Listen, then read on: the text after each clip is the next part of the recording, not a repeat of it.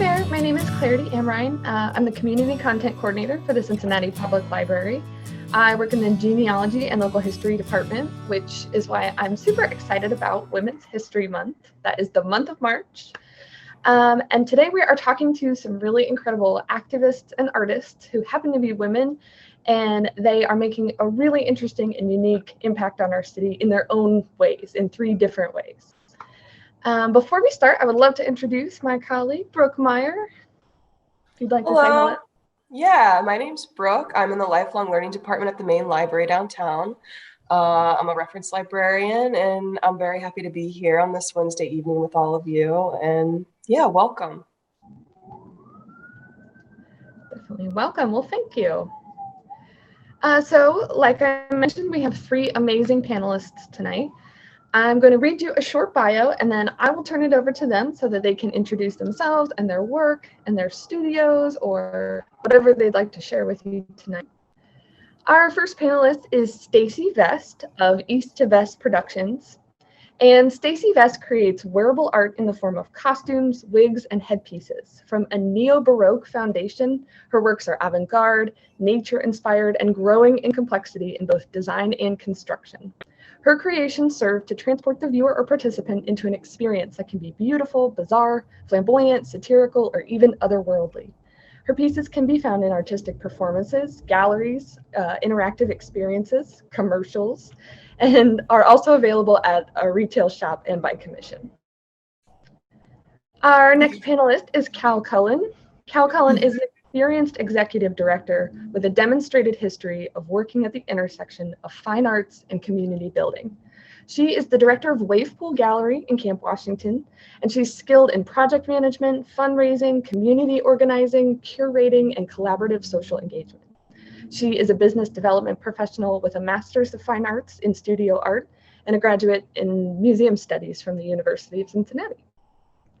And last but certainly not least, our third panelist for the night is Siri Imani. And Siri is a boundary-breaking artist that weaves together song and poetry to tell powerful stories of love and liberation, state and personal violence, social and environmental, racial and sexual justice, women's empowerment, and human transcendence. She openly and poetically reflects on her life as a lesbian, Black inner-city youth, and a former college athlete. She is a touring artist with her band Triiibe, as well as a community activist and organizer for Potluck for the People. So I would love to start with Stacey. If you'd like to introduce yourself and show us your work, please take it away. Hey everyone, I'm Stacey Vest. I'm a visual artist. As you heard, I specialize in wearable art, costumes, wigs, but I like to add things like sustainability and in civil rights and gay rights and equality to all of my work. So what I find a lot is right now there's so much waste. So I actually have a project right now where I'm collecting all of these bags because people get all their groceries delivered. So there's stacks and stacks and stacks of grocery bags at the local coffee houses. And I cut them up and I shred them and I make them into garments or decorations. And then I'm also working on a project. I'm trying to get involved with some of the students at DAP is the paper masks that we're wearing forever. Like you find them on the street everywhere. They're one of the biggest pollutants in the world right now. So if we can take this waste and give it another life, even if it's temporary, keeping it from going to the landfill, that's what I like to do. 80% of my garments are made by reused materials. So I try to get the fashion industry just, it's billions and billions of dollars just going to the dump every year.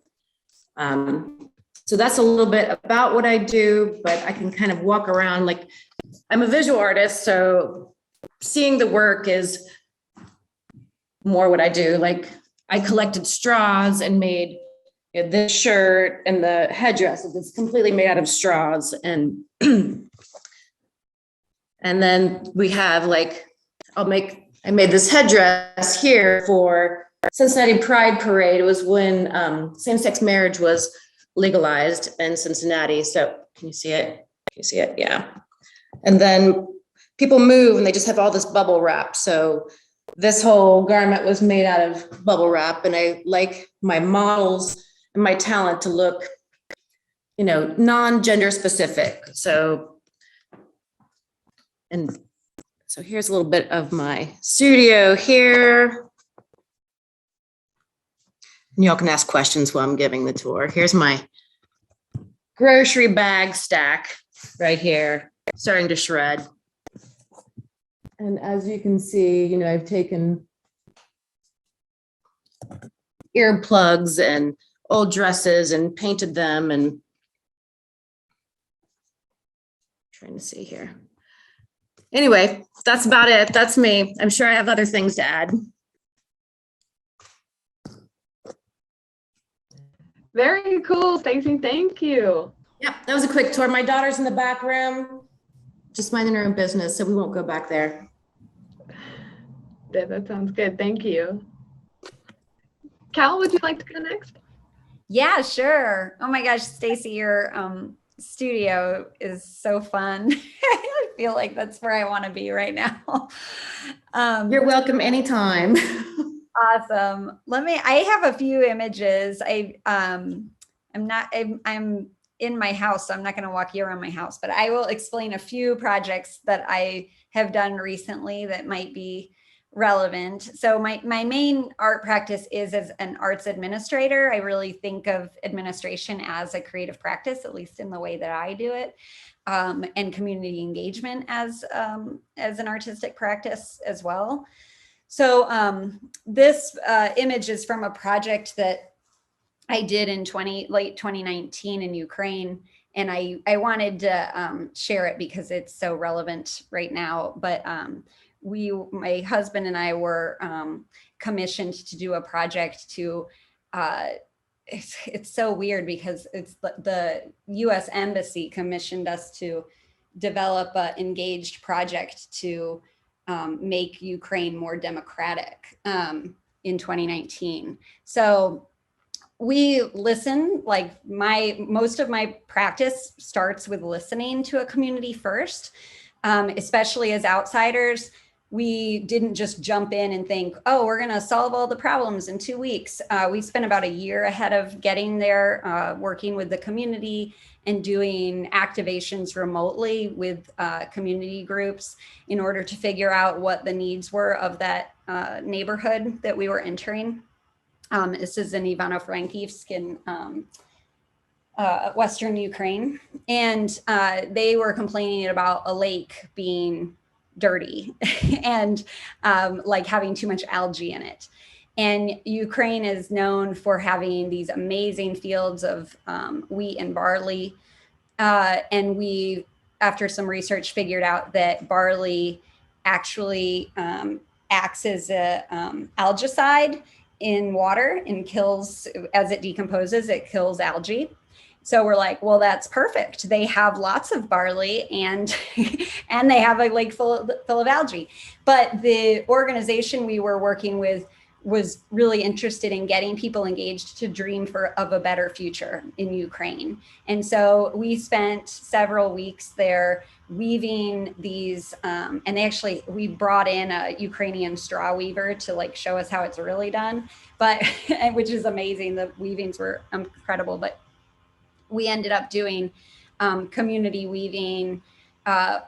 Like we had a band come and food, and then the Ukrainian weaver, but we just like plopped bales of barley straw and had folks braid the straw and made these rings. And then from those rings, we made a sculpture.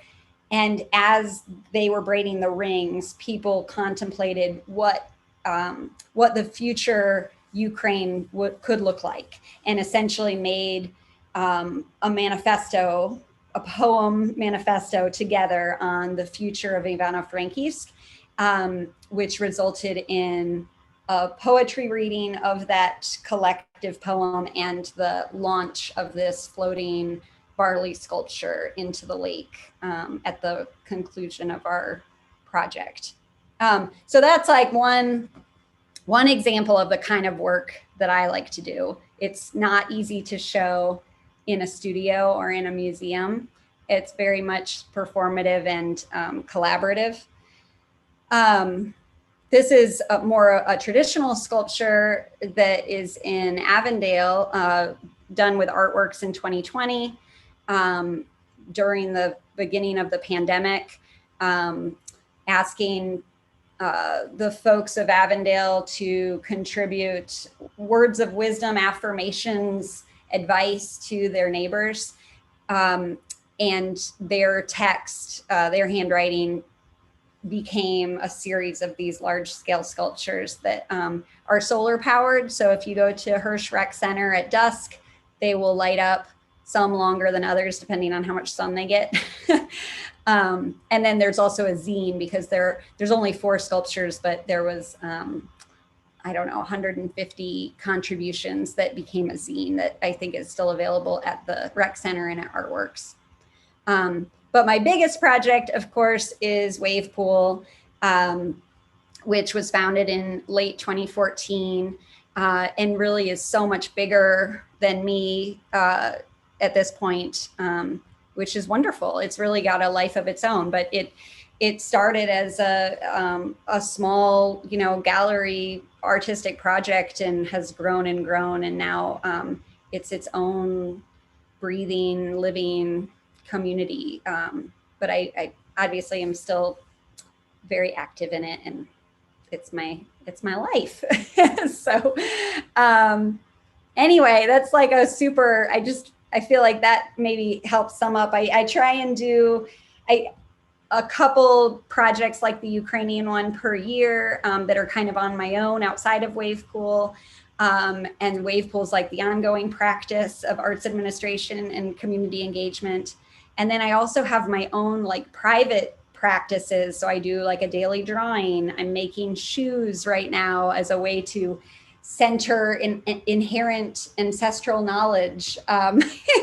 So I feel like I need that private practice, but most of my work is really about like, how can we make society better through a collaborative, interactive, and often fun, at the very least optimistic. I'm like an eternal optimistic approach to working together. So yeah.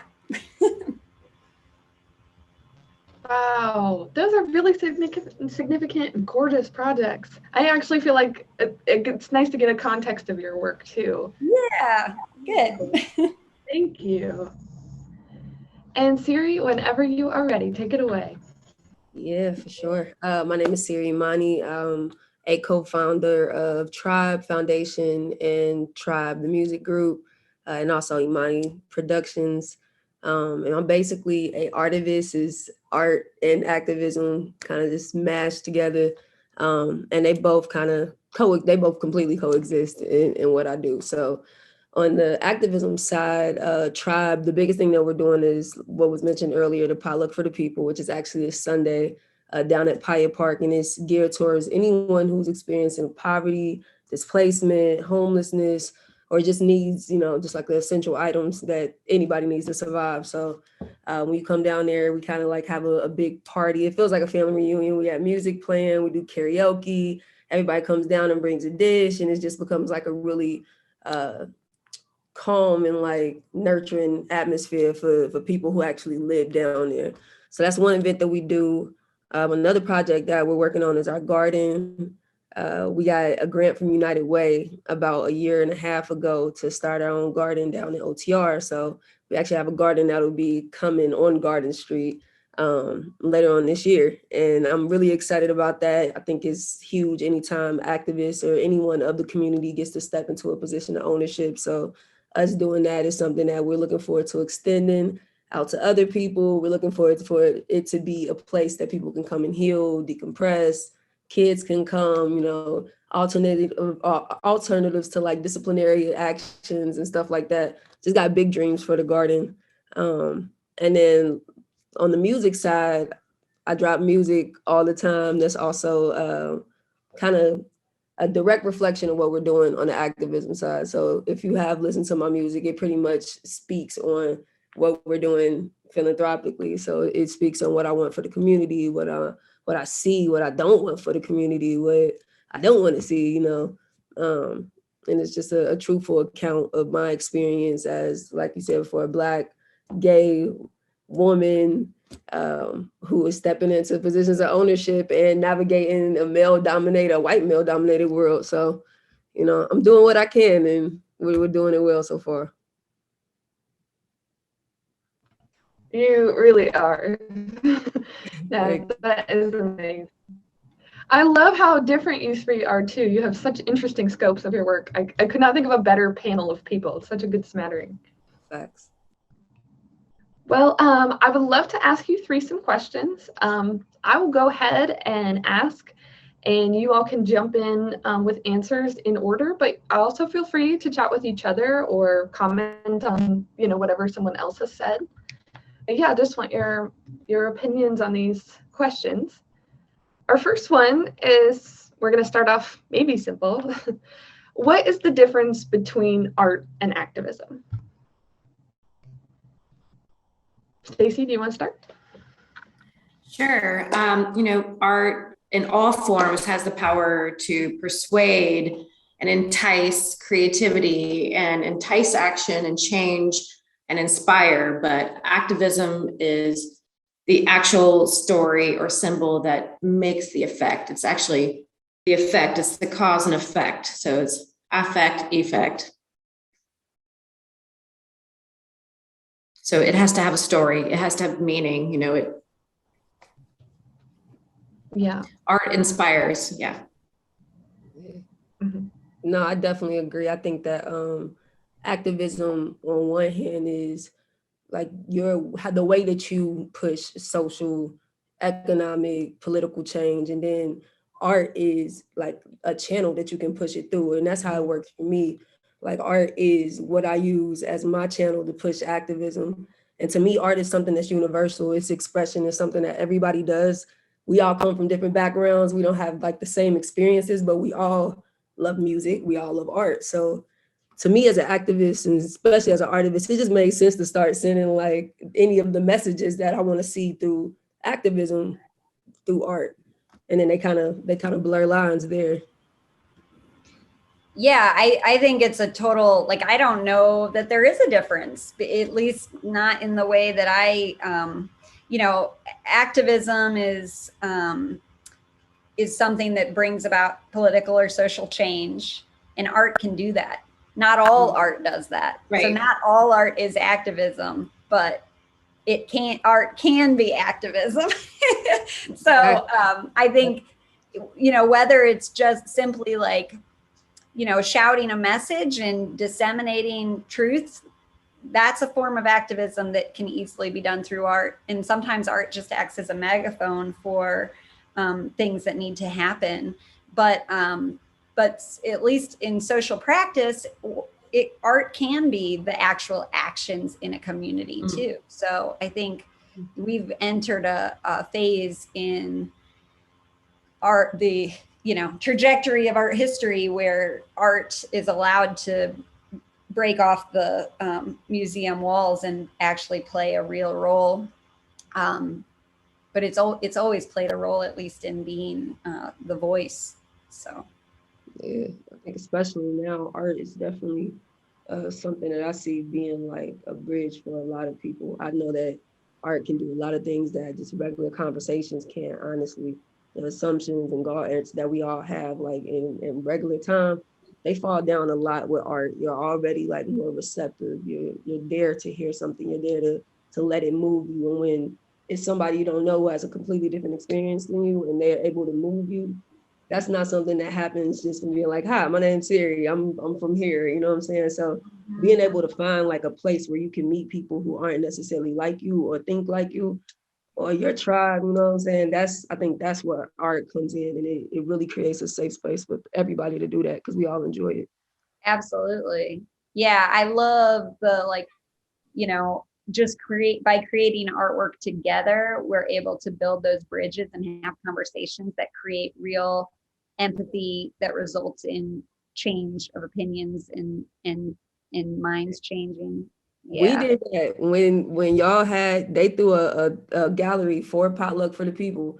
I don't know if you remember, it was a couple years back, but we were collecting artwork from potluck for the people every single month. And then at the end of the year, y'all cut out like all the art and y'all framed it up in wave pool. And y'all did like a whole auction and stuff, and then gave us all the money to give back to potluck and be able to do it the next year. So that's a perfect example of how art was absolutely the catalyst for not only our connection, but like blending our philanthropic, dreams. So I love it. That is amazing. Well, that actually, I feel like ties in great to the next question too, that how is it possible to be an artist and an activist without alienating folks that are maybe critical to change, or how to be an artist and activist without alienating the people that maybe really want to reach or who really do need to change their mindset?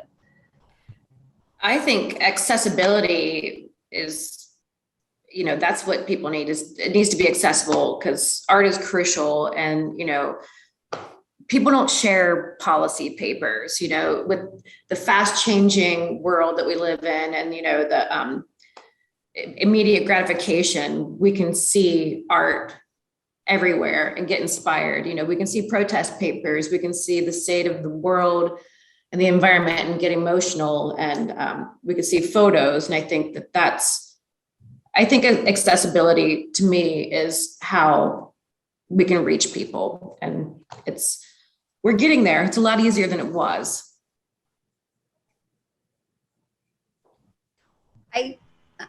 I feel like it's hard not to alienate people, especially when you're pushing for real radical change, right? Like it's hard not to, and you also, we shouldn't have to like tiptoe around people that have different opinions from us. We need to like tell it the way it is.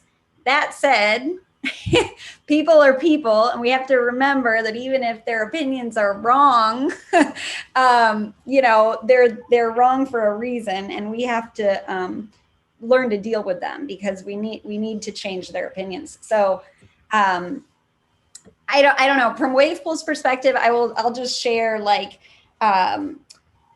we never like censor our programming for our neighborhood, right? Camp Washington has a very diverse neighborhood. Not everyone agrees with all the shows that we're putting on or all the artists that get to share their opinions through Wave Pool. But I think because we have created such a long-lasting relationship in our neighborhood, like, for example, last summer, we hosted Lena Chen, who did a whole project on supporting and paying homage to abortion workers, right? We know we have some conservative people in our neighborhood that are not, we were like, they're gonna protest, they're gonna throw rocks through our windows, like, do we need to hire a cop for the opening? But nothing happened. The neighborhood was chill about it. And reflecting on it, I think it's because our neighbors have realized that maybe they are not going to agree with everything that Wave Pool does, but they know that we do more good in the community than harm, and they're willing to accept that they're not going to agree with us on all things because we've got, the free fridge, and we supported the community through COVID, and we've got all these other programs. We do the dinners and the free woodshop classes for neighbors. So we have all these programs that support them in real ways that if we kick them with something that maybe they would normally have a visceral reaction to, they're willing to think about it and not. Right. Yeah. So I don't know. That's one thing. It's like just having a relationship that's long lasting, I think does really help. I think empathy in the forefront for sure. Empathy on both ends. I have to show a lot of empathy, especially because a lot of the stuff that I'm speaking on, I feel, in my opinion, is basic human rights, is like me just literally existing and having the right to do that too. So that's when it gets like tricky, because I do feel the same way you feel. Like I'm not gonna step on eggshells with my existence. I'm gonna always show up authentically. But at the same time, I do show a lot of empathy for the knowledge that we all have access to, like Stacey said. And then just the way that we all were taught. You know, I think that I could have easily been a different person if I was taught by somebody differently or taught a different way. So I don't hold that against anybody. I always try. But, you know, I keep in mind that like my mission is what I'm here for. And I'm going to live that out regardless. Some people may choose to feel alienated, but I won't alienate you. You know what I'm saying? I'm going to still show you all the love I can. I'm going to be the first person to actually fight for you if I have to, you know, and I'm going to let whatever else be. I love that. Yeah. Yeah, it's just what it is, situation, you know. Sorry, go ahead. This is what's so powerful, just like the emotion, you know, coming through right now. Like we all feel it, right? Yeah, absolutely. Yeah, Stacey, you touched on an interesting point about accessibility, and I'd love to just ask you all as a question, what makes art accessible? And like all forms of art, not just any one singular, but what does accessibility mean? That is a good question. I mean, Cal makes art accessible. I mean, we all do. Siri, I mean, it's with your voice. You can share the world, you know, you can stream and share music. And Cal, you have a gallery and that brings people in and, you know, you share with the community. I also do community outreach and show people how to use, you know, things going into the dump and make art with it. But I think it's in our faces all the time. And I think with pop culture, everyone's watching pop culture, and we can see activism and art through that. But I think, you know, the three of us are lucky enough to be able to share. We have the availability to share. Like I have a storefront here in Covington, and I have, you know, hundreds of condoms hanging, and then, you know, some other, not racy stuff, but, you know, some people, if they don't know what they are when they're coming in, if they knew what they were, they wouldn't come in, but they come in, they see bright colors. I'm like, oh yeah, this is for Planned Parenthood. You know, this is to give free contraceptives to everyone. So I think putting it in people's faces, I'm not sure. Yeah, and absolutely everything that Stacey just said, putting it in people's faces. Specifically people who like want to have the opportunity to naturally just see something like that. I always think about just the spreading of resources, which I think for real for me is the first thing I think when you say like accessibility, because that's how I felt growing up. Like it's a lot of things I'm just not, it's not accessible to me. Like I might have been able to play saxophone, who knows, you know what I'm saying? Do all type of things. And I know a lot of my peers who are like extremely talented in areas that just, they couldn't be nurtured in our like situations. And like, it was because of lack of resources. There was a lot of, there weren't mentors that were available to us. It wasn't materials that was available to us. We didn't have like something as simple as like pencils and sketchboards, you know, or sketch pads that you could like practice on. And you never know like how that all builds up into the people that we become today. And even in my position, like, the fact that I had poets and my mom and other activists and people that were accessible to me is the reason that I am 100% who I am today. And I'm grateful for that, because I'm able to express myself, which is something that I would not be here if I wasn't able to do that. So I think that like is the difference between, not to be dramatic, but life and death, depending on the situation that you're born into. Because if you don't have something that can take you out of that, or something that can make you see more or give you more options, then you just fall into whatever's in front of you. And that's not always the best option. So I think accessibility is extremely, extremely important. If a kid needs a computer, this kid could be the next major coder, but if he doesn't have a computer, it's not accessible to him, right, then that never happens. You know what I'm saying? People sitting here with the cures for major diseases in their brains, but if they don't have the tools or the teachers to be able to get where they need to get, as humans, we all take a loss off of that. So I think it's extremely important. Yeah, and if I can add to that too, like to me, accessibility is not just about like opening the door and allowing Right. people in. It's about like, what can we give them, right? Right. It's like it's a give and take, right? We want to make sure like that we are providing them with what they need and what they want, right? Right. So I think about a project that we did with Cradle Cincinnati a couple years ago, where Cradle was like, we want to teach the villages of Roll Hill about healthcare resources. And it was like, we could have easily just done some pop-up show and handed out flyers or something. But instead, we spent 6 months getting to know the neighborhood and realized they want to get their nails painted. So we ended up making a nail salon that then became this like give and take, like, you know, let's talk about sex while we paint your nails. And Right. there's a nurse here that can tell you where you can go to a clinic or whatever. That's dope. That's so. I think that's the radical accessibility, is like, how can we serve you? Mm-hmm. I love getting involved with the community. It's like, I'm involved a lot with the city of Covington, and they're always asking, like, what can you do? How can we get kids together? How can we get families together? And I'm like, well, we can make art. We can make public installations. We can teach them how to use their own resources. You know, that's accessible, keeps it from, you know, I'm all about like keeping it from going to the landfill just for one more time. Absolutely.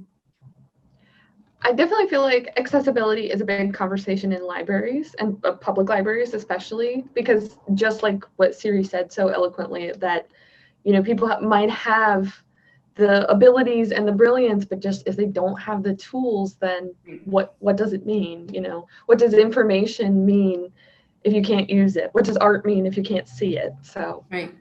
I think that's a really interesting point too. Yeah, shout out to the public library for Makerspace, because that's how I got through probably my first album, EP, all of that stuff. So that's accessibility for real. Yeah, it's inspiring to watch people use that space, because they really do turn it into their own workshop, and they're like, this is everything I need to get myself started on my project, and they hit the ground running. Yeah, you can do everything. Yeah, Makerspace started Wave Pool too, like stickers and posters we sold. That's such a solid resource. Yeah, billboards, the stickers, the vinyl, everything. Yeah, and I love like the new machines that we have too, and like 3D printers. I had actually never seen a 3D printer in real life until I went to the Makerspace, and I was like, oh, I'm finally interacting with something I've never like seen before or had access to, and I'm like, oh, I see the possibilities. See, if I would have saw that as a kid, I'd probably be working on like Marvel movies right now.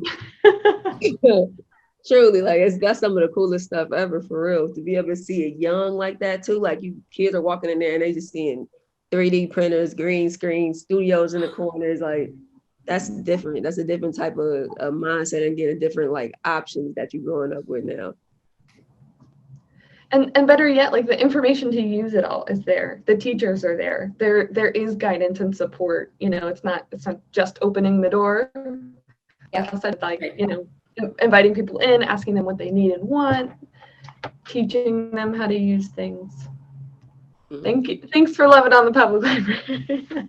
No, y'all was loving on us for a long time. It is awesome. How do you measure the success of activism through art? And success, I know, is subjective, but how do you know if it's working? How do you know if your art is reaching people? If you even move one person, I feel like it's working, honestly. Right. It's a ripple, the way that type of stuff happens. So if one person gets moved, it's working. Even if I can't tell if someone's moved, if you can't unhear stuff, you can't unlearn stuff, you can't unsee stuff, you can't unfeel stuff. So if I'm in a room full of people and I am expressing myself, or I'm speaking on something that like was extremely like serious or dear to me, and I'm really able to articulate that in a way that I can like push that feeling and that emotion out, whether they physically show it or it's obvious, you know, people are going to marinate with that. They're going to sit with it. It's going to help become a part of like their future ideas, the things that they tell other people about. And I think that that's just, it starts small, you know, it doesn't have to be big or something obvious to be like, that's progress. It's just, it's something little. Matter of fact, speaking of, I had an open mic yesterday. And one of my students, my first round of students, like came through when I was about maybe 19 years old. She was like 14. It was one of the first kids I ever taught poetry to. And she came through and she performed yesterday, and she's like in her 20s now. And it was crazy to watch. Like, it was really crazy to watch. And she was talking about just that experience and how she wouldn't have like stepped into poetry if myself and a lot of the other mentors that she had then hadn't to like show her that it wasn't this like old played out, like, you know how kids really, when they think of poetry, they think it's just this kind of corny old art form.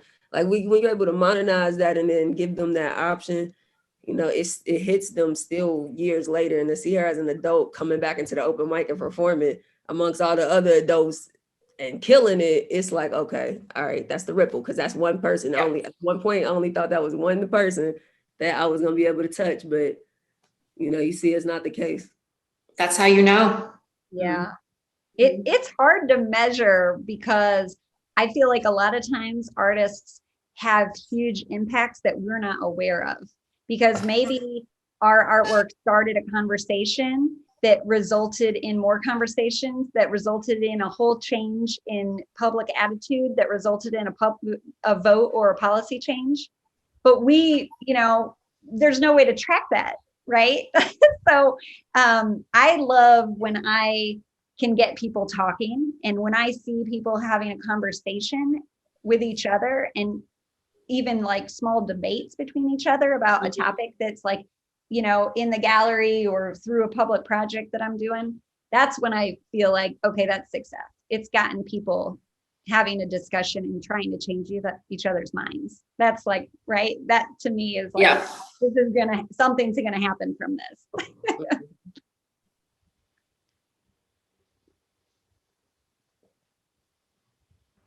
Yeah, I think the idea of even measuring art or impact is already very nebulous. It's already maybe hard to pinpoint.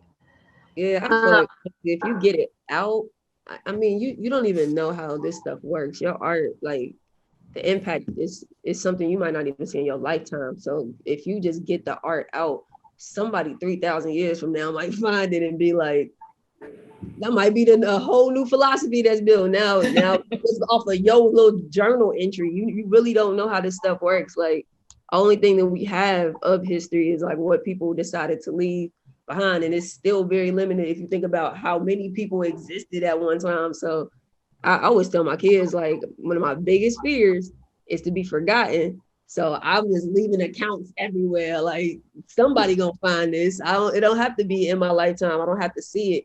But like, that's how art works. If it's out there, it's going to move somebody, it's going to resonate with someone out there. And it's gonna create a ripple regardless. So yeah, new answer. If you get it out, it don't matter if it's just one person or nobody. If you put your art out, you made the ripple. It's gonna happen. It's just a matter of time. It's a good thing I leave a trail everywhere I go. Yeah.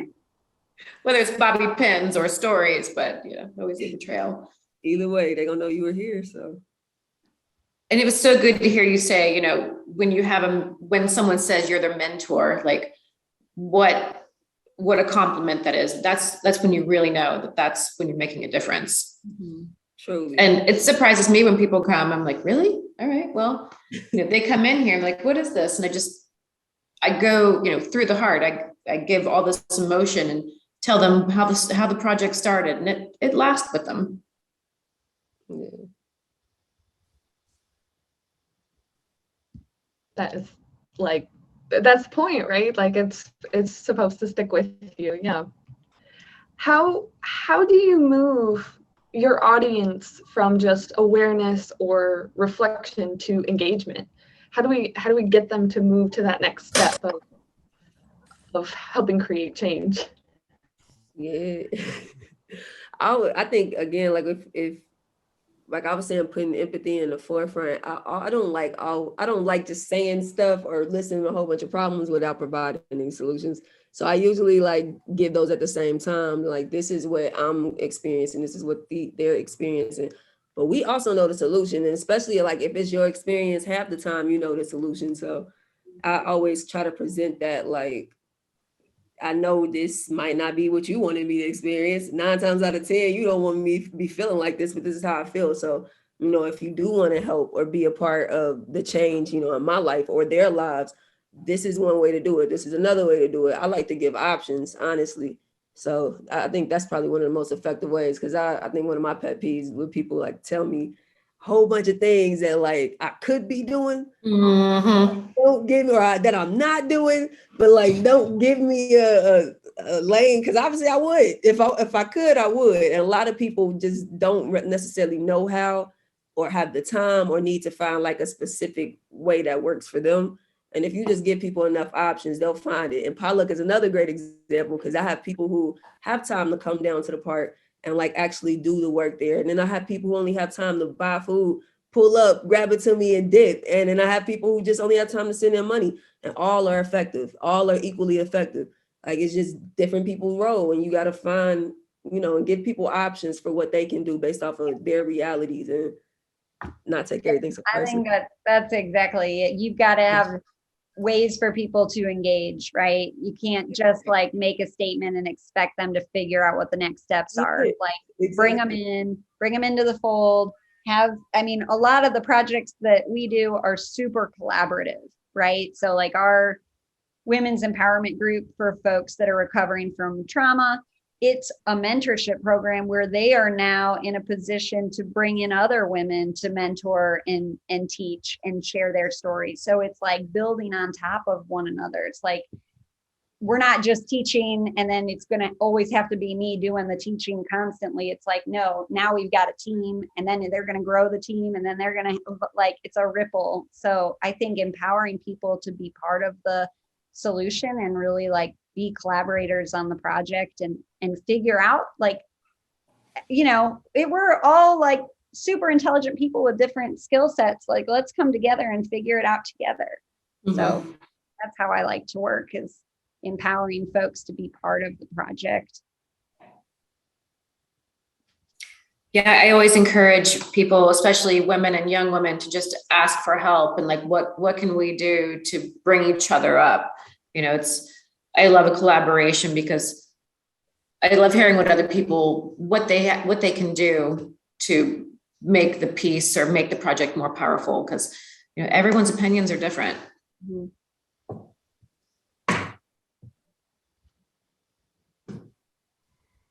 Yeah. Well, and actually, you brought an important point up about women, especially asking for help in the art world. And I think that ties in well to the next question, and maybe switching gears just a little bit. But for each of you three individually, how does being a woman impact your experiences of art and activism, specifically that intersection? Do you think it's affected or influenced your position as an artist or activist, or both? How do these identities work together?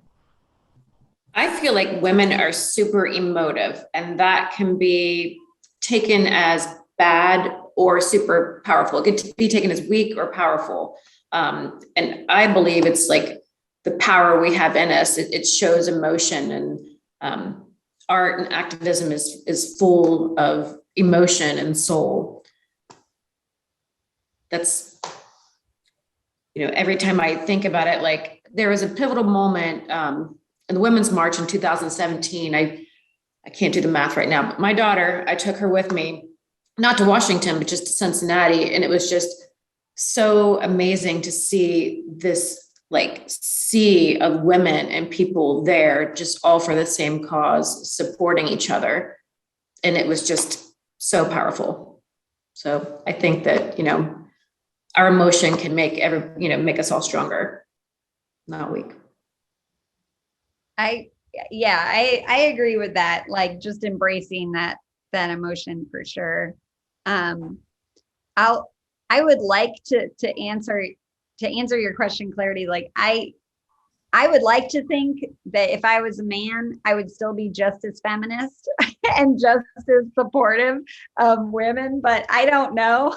So, you know, who knows? But I will say, like, I do feel like because it seems to me like women are expected to do it all, right? Like we're expected to be great mothers, great, you know, cooks, great career woman. We don't have the luxury of being just a curator or just an artist or just a community activist. We have to do all, or just a mom, right? We have to do all these things. So for me, it feels like I tried to do all those things separately for a while, and I was a failure at all of them. I was just like, there's no way. So I had to invent my own path that basically merged all of those things into one. And I do think that that has something to do with being a woman and being able to be a really amazing problem solver and being able to multitask and just like be like, you know, screw this like system and trying to do all these things. You know, I'm just gonna have to like make up my own life. So I don't know. Maybe that has something to do with being a woman. We definitely multitask a lot. A lot. Yeah. I agree with both of y'all. I think it's a mixture of all of that, and I call being a woman the secret sauce. So it's just and so when you got it, you got it. Like it keeps you going. I promise. It's something empowering about being a woman. Like even when I'm tired, I'm like, yo, I don't got no help with this.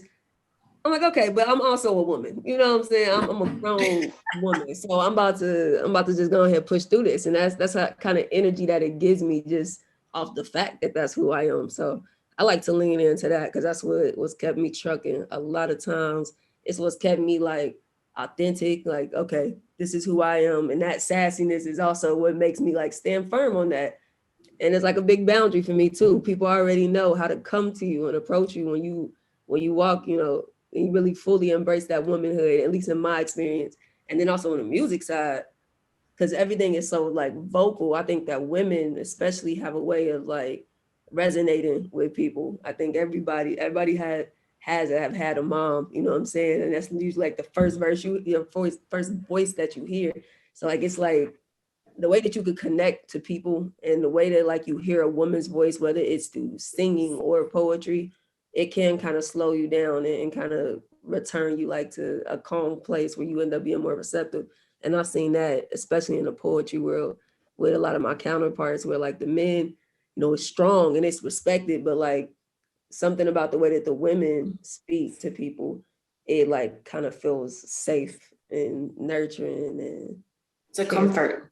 and comforting. Exactly. I think that comfort is important when you're trying to move people. You can't move nobody if they don't feel safe. So I think that's a superpower women have.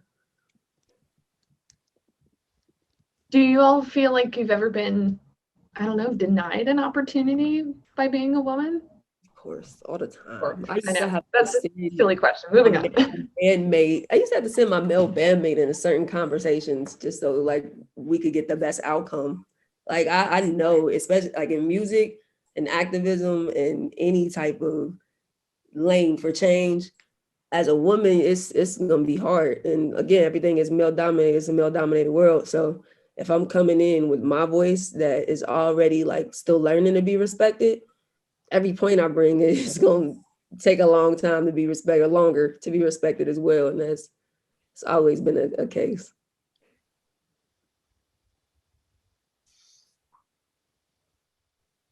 And I would love to extend that question to Stacey and Cal too. But even on the flip side too, do you think that like does your work reflect your womanhood too? And then like I wanna explore sort of both sides that while we might be oppressed as women, you know, we also have the secret sauce of being women too. Yeah, there's definitely pros and cons. I mean, for sure, there's been opportunities that perhaps I didn't get because I'm a woman. But on the other hand, I'm also allowed into spaces that men are not always welcome, right? Like, and especially with the groups that I want to relate to and be present with. like the women's empowerment group that I work with that I just love. Like if I was a man, I probably wouldn't be allowed in that space, right? So, and I wouldn't be able to relate to them in the same way. So I feel very privileged to be a woman in that I get to experience those things. But I'm sure there's equivalent groups in the men's world. Maybe they're not as great. Like, for real, it's all the pros and cons, but Yeah. overall, I wouldn't trade it. So I think it's more pros and cons. So I've been told no several times, and then now I feel like I'm at a point that finally I can tell someone, no, I'm not comfortable with that, or no, you're not giving me what I need as an artist. As a female, I'm the same. We're the same, but we do have the secret sauce. okay. Yeah, I'm sure it can be hard to set boundaries. And I've definitely heard stories about that in the music and art world, that you feel like you just have to say yes. Mm-hmm. And then, you almost have to build up to the point that you can say no. And that feels like a broader conversation about women in general, about what we have to do to finally be at a point where we're respected enough to set boundaries. Right. And I can only imagine that exists in your respective art worlds too. Absolutely. Even down to the way that you present yourself, or the way that you feel pressure to present yourself. That's why I'm like, I have to lean in on the women that I am specifically, because that's where things can start straying away from being authentic, because it is a certain way that people are used to digesting things. And as a woman, those lanes are really limited as far as like what people are used to, and especially in media and music and art. There's very limited lanes that women are used to being presented in. So if you fit outside of that, it's gonna be a little resistance towards understanding you, towards resonating with you, towards letting them be moved by you. So it's just a little bit more of like breaking down all these little walls and really getting people to challenge their own beliefs and just see past the initial thought or the initial expectation.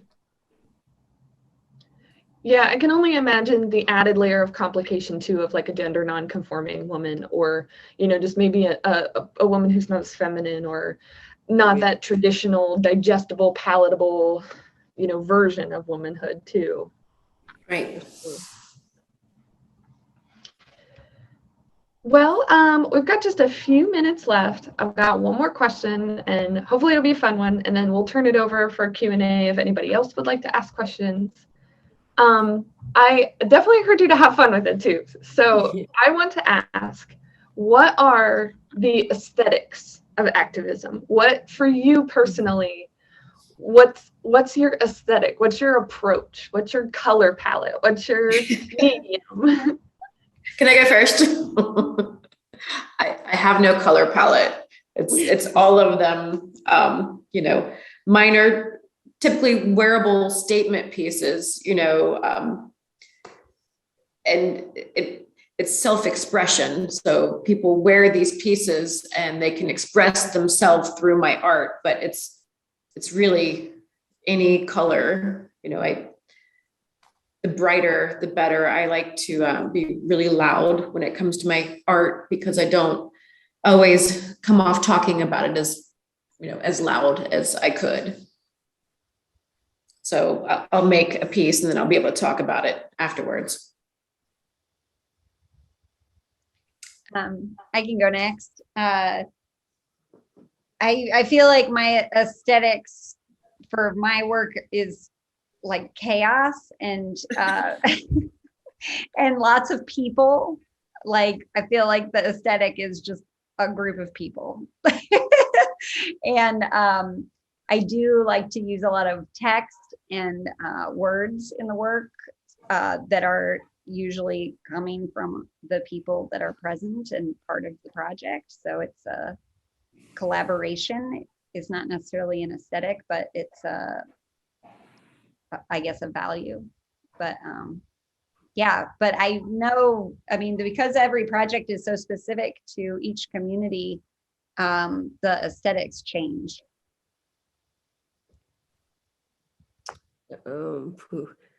I like try not to have aesthetic, but end up having aesthetic anyway. But if I could choose, it would honestly be very contradicting. Like I like to purposely represent like many things that don't usually exist together.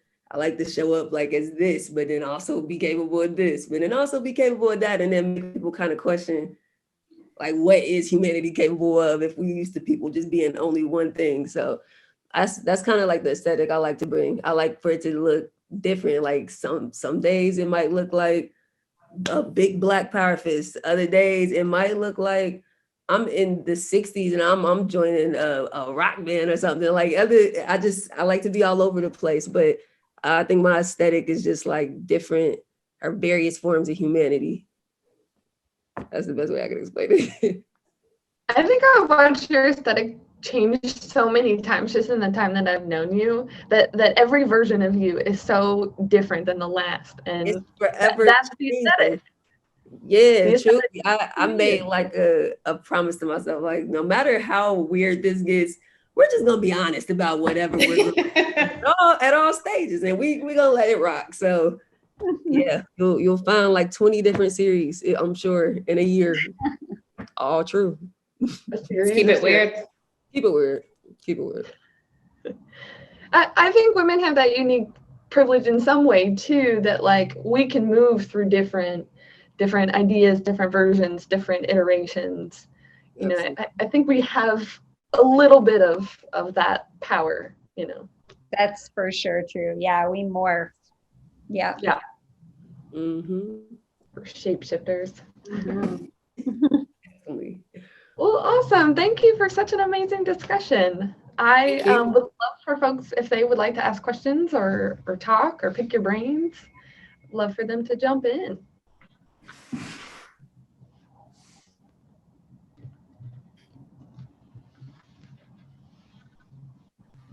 Or Brooke, even if you have any questions or. Yeah, I just want to say thank you very much. It was really inspiring. I just wanted to ask you to maybe share with us if you have any upcoming shows or projects that you're excited about that are coming up that people should know about. Maybe we could end on that. Sure. I'll start. Let's see, at Wave Pool, there's like a million things always happening. So I would just encourage you to go to the Wave Pool website. Like there's an amazing program tomorrow. And I mean, really like almost every day. So just go to the Wave Pool website for that. But for me personally, I'm going to Italy on Saturday to work on a project about developing more public art spaces for the Commons. So I'm really excited to bring back the results from that workshop to Cincinnati, and we'll see where that goes. And then I'm co-curating a show at the Contemporary Art Center that opens the end of May called Artist Run Spaces, which is elevating and exhibiting 10 artist run spaces that are regional to really celebrate the DIY structure of so many artist run spaces. Cool. Yeah, those are the immediate things. Is that part of the This Time Tomorrow thing? No, that's in April. That's the performance Okay. festival. Yeah. Okay. This is a show that'll be up. It opens the end of May through September. Yeah. Cool.